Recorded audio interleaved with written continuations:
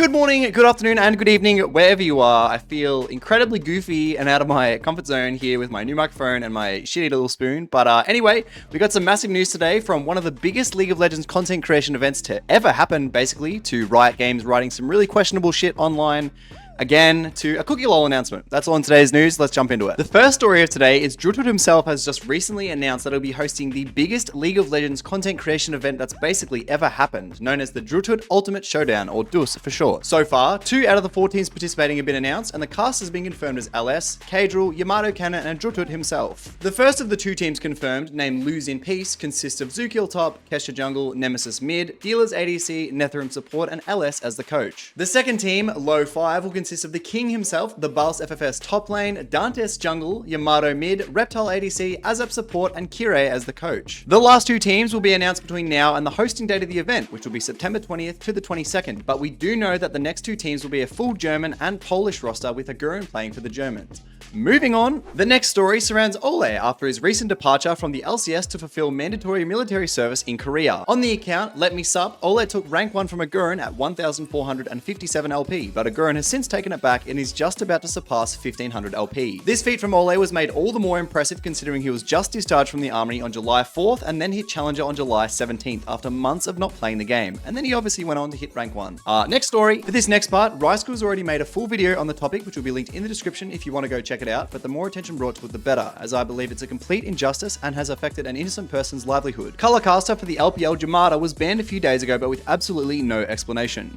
As we heard from Jamada himself on his Twitter, it's been 2 days and I'm yet to receive any news on my 2-week Twitch suspension. Due to Twitch TOS and the length of the ban, I won't be able to appear on the EMEA Masters group stages. The days I've been hired for are the only work days I have for this month, and due to some added personal news that I received recently, losing this income is incredibly detrimental. I am completely in dark about the ban. My request for further information about my suspension was marked as rejected by @Twitch support yesterday. I'm hoping that by tagging Twitch here, I can get a response, resolve the issue, and work on EMEA groups. So he's essentially being disallowed work, but not being told a reason why, which is just completely crazy. I hope the issue is resolved in his favor soon.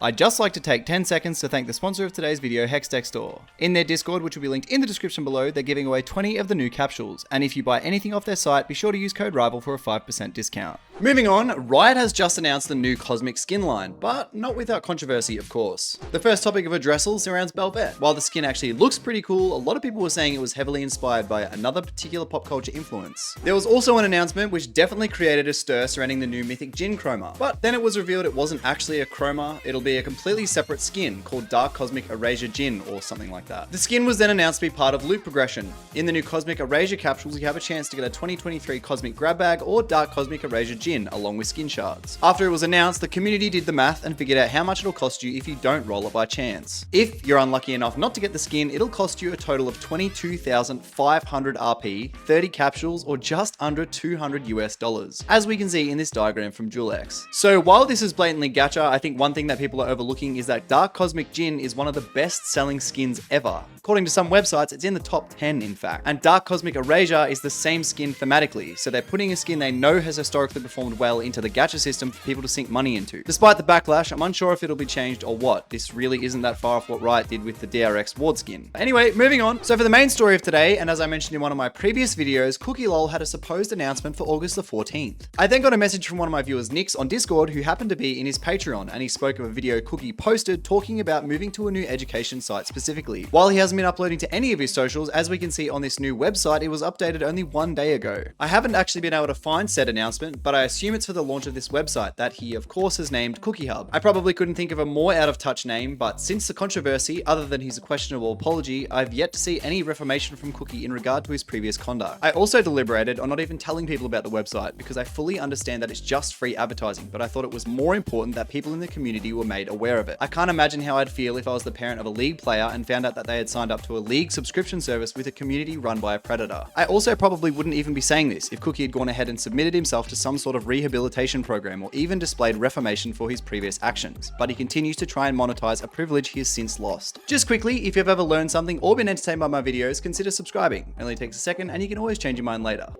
In other news, the Korean streamer squad has been banned again, but no one knows why this time and people have mostly just given up. As we can see in this screenshot from Dantes and Cenarius, even the indomitable wheel from Dantes has been bested by the Riot Korea police. Cenarius said that himself, Yamato, Value, Detention and Dantes were all banned, even on their Riot accounts. Alois had an issue where he leaked his password on stream by accident, but because Cenarius was banned, both players transferred accounts from EUS to the Japanese server to try for rank 1 in their remaining 10 days. I asked Dantes on his opinion and what was next for him, and he said, "Just gonna be IRL streams and just chatting streams to connect with my audience further and have chill streams until I head back to NA August 23 and go for rank 1. So a really frustrating experience for all involved, and it also begs the question of what will happen next time people try to bootcamp in Korea. Just while we're on the topic of bans, Jankos has also had his Twitch banned, but as we can see in this screenshot, not even he knows. Seems like there's a lot of transparency issues with Twitch at the moment. First we had the streamers banned, and then unbanned, and then banned again, and then unbanned, and then banned again, and now Jamada, and then Jankos. And lastly, Riot's patch notes lately have been written really weird. Nail, the Aatrox streamer from EU West, pointed out this Tenacity nerf footnote sounded like it was written from a gold player.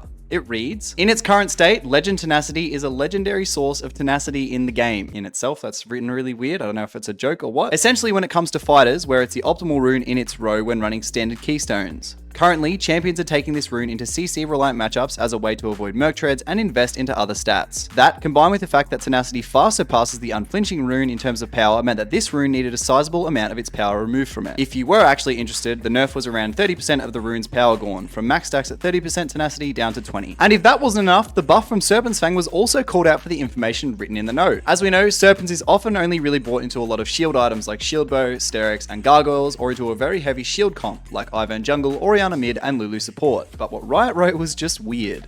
It reads, "As far as its assassin users are concerned, Serpent's Fang is sitting at a reasonable power level, but remains a niche purchase, so we'd like to give it some more generic power to help break it out of the only purchase versus shielders position it's found itself in. A small lethality buff should help this item be a bit more desirable for any assassins looking to shred shields." Which is just kind of contradictory the way that they've written it. Firstly, any assassin wanting more lethality is just going to choose any other lethality item with more specific utility. They're not choosing Serpent's Fang because of the lethality value. Secondly, it's odd that they wrote they're trying to make Serpents a more generic option, but then at the end of the note they say it's for assassins who want more shield shredding power, which is just very odd. Anyway, that's going to do us for the news today. Thanks so much for watching, and I'll see you in the next video. Bye!